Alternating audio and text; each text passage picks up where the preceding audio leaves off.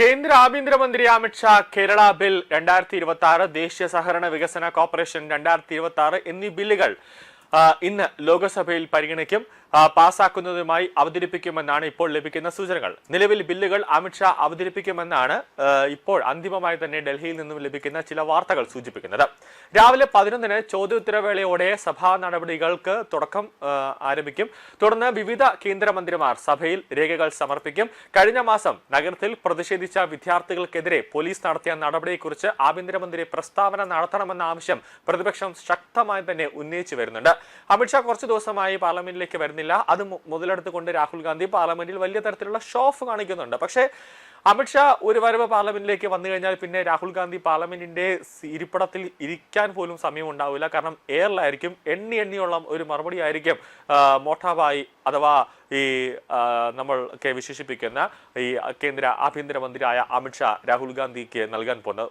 അക്ഷരാർത്ഥത്തിൽ രാഹുൽ ഗാന്ധിയെ എടുത്തുടുക്കുന്ന തരത്തിലുള്ള വാക്കുകളായിരിക്കും, മൂർച്ചേറിയ വാക്കുകളായിരിക്കും അമിത് ഷാ രാഹുൽ ഗാന്ധിക്ക് നേരെ തൊടുത്തി വിടാൻ പോകുന്നത്. അതുകൊണ്ട് തന്നെ എത്രയും വേഗം രാഹുൽ ഗാന്ധി പാർലമെന്റിൽ വന്ന് ഉള്ളതൊക്കെ വാങ്ങിച്ചു കൂട്ടി രാഹുൽ ഗാന്ധിക്ക് എവിടെയെങ്കിലും വിദേശ രാജ്യത്ത് പോകാനുള്ള ഒരു തന്ത്രപ്പാടിലാണോ രാഹുൽ ഗാന്ധി പാർലമെന്റിൽ കിടന്ന് ഇങ്ങനെ ബഹളം ഉണ്ടാക്കുന്നത് എന്നൊരു സംശയമുണ്ട്. നിലവിലുള്ള മൺസൂൺ സമ്മേളനത്തിൽ പാർലമെന്റ് മന്ദിരത്തിൽ എത്താറുണ്ടെങ്കിലും സഭയ്ക്കുള്ളിൽ അമിത് ഷായെ കാണാൻ കഴിഞ്ഞിട്ടില്ല. ജൂലൈ 20-ന് ആരംഭിച്ച മൺസൂൺ സമ്മേളനം പലതവണ നിർത്തിവെക്കേണ്ടി വരികയും പാർലമെന്റ് പാസാക്കിയ പരീക്ഷാ ചോദ്യപേപ്പർ ചോർച്ച തടയുന്നതിനുള്ള ബിൽ സംബന്ധിച്ച ചർച്ചയൊഴികെ കാര്യമായ നടപടികളൊന്നും നടക്കാതിരിക്കുകയും ചെയ്തു. പ്രതിപക്ഷത്തിന്റെ ശക്തമായ പ്രതിഷേധത്തിനിടയിലും കാര്യമായ ചർച്ചകളില്ലാതെ 3 ബില്ലുകൾ കൂടി ഇരു സഭകളിലും പാസാക്കി. കൂടാതെ മറ്റ് 2 ബില്ലുകൾ ലോക്സഭയും പാസാക്കി.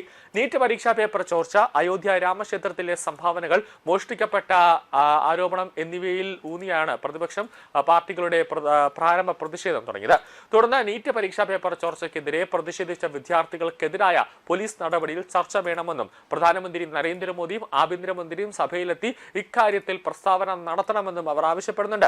ഇവിടെയുള്ള ജന്തർ മന്ദിറിൽ കോക്രോച്ച് ജനതാ പാർട്ടിയുടെ നേതൃത്വത്തിൽ നടന്ന വിദ്യാർത്ഥി പ്രക്ഷോഭം ജൂൺ 20-ന് ആരംഭിച്ച് 36 ദിവസങ്ങൾക്ക് ശേഷം ജൂലൈ 25-നാണ് സമാപിച്ചത്.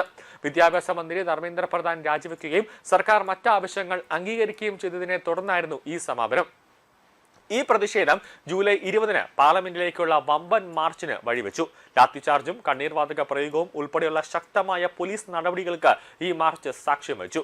രാജ്യത്തുടനീളം നടക്കുന്ന വിദ്യാർത്ഥി പ്രക്ഷോഭങ്ങളെക്കുറിച്ചും പോലീസ് നടപടികളെക്കുറിച്ചും ലോക്സഭയിൽ സമഗ്രമായ ചർച്ചയ്ക്ക് സർക്കാർ തയ്യാറാണെന്നും പ്രതിപക്ഷം സഭ തടസ്സപ്പെടുത്താതെ ശാന്തമായി കേൾക്കാൻ തയ്യാറാണെങ്കിൽ കേന്ദ്ര ആഭ്യന്തരമന്ത്രി അമിത് ഷാ ചർച്ചയ്ക്ക് മറുപടി നൽകുമെന്നും പാർലമെന്ററി കാര്യമന്ത്രി കിരൺ റിജിജു തിങ്കളാഴ്ച പറഞ്ഞിരിക്കുകയാണ്.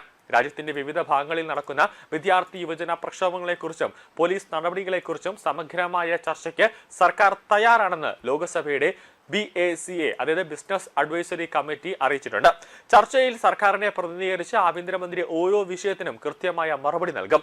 പാർലമെന്റ് മന്ദിരത്തിൽ സംശയത്തിൽ ചേർന്ന BAC യോഗത്തിന് ശേഷം മാധ്യമപ്രവർത്തകരോട് സംസാരിക്കവേ അദ്ദേഹം പറഞ്ഞ കാര്യങ്ങളാണിത്.